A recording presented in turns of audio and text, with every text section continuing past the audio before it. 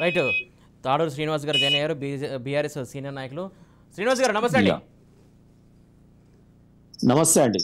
శ్రీనివాస్ గారు, ఏదైతే మొత్తం హలో. ప్రసంగం మీరు విని ఉంటారు, ప్రధాని మోడీ ప్రసంగం, అనౌన్స్మెంట్ కావచ్చు, దానికి సంబంధించి మీ స్పందన ఏంటి?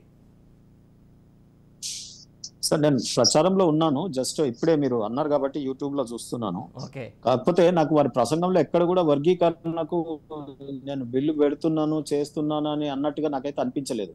అన్నారా వారు? అంటే ఒక కమిటీ వేస్తామని ఒక అంటే టూకీగా కమిటీ గురించి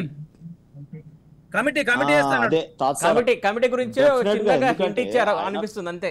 ప్రధానమంత్రి గారు సామాన్య ప్రజలు ఎదుర్కొంటున్న సమస్యల మీద అడగగానే ఇచ్చేటంత దిల్దార్ అయితే కాదు ఆయన. అది పేరుకే ఆయన చెప్పనించు కానీ ఆయన హృదయం మాత్రం చేయించు హృదయము కూడా ఉందో మరి లేదో తెలియదు. సో కాబట్టి నేనేమంటున్నానంటే, ఈ వర్గీకరణ బిల్లు అనేక రాష్ట్రాలు మనం చేసి పంపినాం తీర్మానం మనం కూడా. సో కాకపోతే ఇది మరొకసారి కృష్ణన్నని మరి మోసం చేస్తున్నారా? కృష్ణన్న అంటే మాదిగల్ని మరొకసారి మోసం చేయడానికి ఇంత పెద్ద బహిరంగ సభ అవసరమా? అయినాకనే ఇటువంటి విజయోత్సవ సభ పెట్టాల్సింది.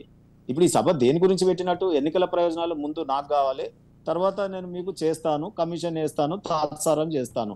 బీసీల గురించి రోహిణి కమిషన్ వేసిరు, బుట్టదాకలైంది. ఈ 60 ఏళ్ళ వీళ్ళు పరిపాలించినటువంటి బీజేపీ కాంగ్రెసేగా మొత్తం ఈ 75 ఏళ్ళ స్వాతంత్రం పరిపాలించింది. ఈ రెండు కూడా కాలేక్షన్లు ఉన్నాయి. ఆ రిపోర్ట్లు ఏవి కూడా బయట పెట్టలేవు. బీసీల జనగణన చేయలేదు, నా చట్టసభలో రిజర్వేషన్ బిల్లు కూడా చేయలేదు. ఈ మాదిగల్ని కూడా మనం వర్గీకరణ చేస్తారని అయితే నేను అనుకోను. వీళ్ళు కేవలం ఎన్నికల ప్రయోజనానికి అంత పెద్ద ప్రధానమంత్రి మోడీ 303 మంది సభ్యులు ఉన్నారు పార్లమెంట్ లో. ఇంతకుముందు సోదరుడు చెప్పినారు, చక్కగా వివరించినారు. ఎందుకంటే దీనికి ఫైనాన్షియల్ ఆబ్లిగేషన్ కూడా లేదు, ఏం ఖర్చు కాదు, ఓన్లీ బిల్ పాస్ చేస్తే చాలు. సో నాన్ ఫైనాన్షియల్ ఆస్పెక్ట్ లో కూడా ఇది చేయొచ్చు. సో మాదిగలు అట్టడుగున ఉన్నారు, వర్గీకరణ చేయండి, జనాభా ప్రాతిపదికన వాళ్ళకి పర్సంటేజ్ రిజర్వేషన్ పెట్టండి. వర్గీకరణ చేసి ఏమవుతుంది దాంట్లో?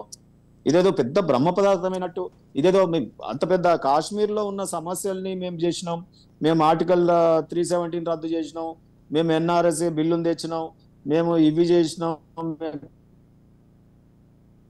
కాశ్మీర్ని 3 ముక్కలు చేసినాం, ఏమేమో చెప్తుంటారు కదా. కాబట్టి స్టేజ్ మీద నువ్వు పలికిన పలుకులంతా ఆర్తి ఉంటే, సో అక్కడ ఏదో సీన్ క్రియేట్ అయింది, కృష్ణాన్ని ఏడవడము, వారేదో కావగలించుకొని నేను ఇచ్చేస్తున్నాను అన్నట్టు ఆయన ఏదో ఫీల్ వదలడము, ఇవన్నీ జరిగినాయి. సో కాబట్టి నేను అనుకుంటున్నా, ఇప్పుడే యూట్యూబ్ లో చూశాను, ఎవరో వాళ్ళు టవర్ ఏదో ఎక్కితే దిగండి దిగండి అడుగుతున్న వీడియో చూస్తాను నేను. సో అంటే వారు మళ్ళీ ఇంకా ఎంతమంది రేపు రాబోయే కాలంలో ఇటువంటి జరిగిన తర్వాతనా, అంటే తెలంగాణ ఎట్లయితే తాత్సారం చేసి 1200 మంది అమరవీరులు నీ పొట్టను పెట్టుకొని ఆత్మత్యాగాలు అయినాక ఇచ్చారు. సో ఇంకా ఏం కావాలి అసలు? ఈ అట్టడుగున వర్గాలు ఎప్పుడు మేము బీసీ ఎస్సీ ఎస్టీలము ఇదే పని రోడ్ల మీద మేము ధర్నాలు చేయడం, వారి ఎన్నికల మీటింగ్లలో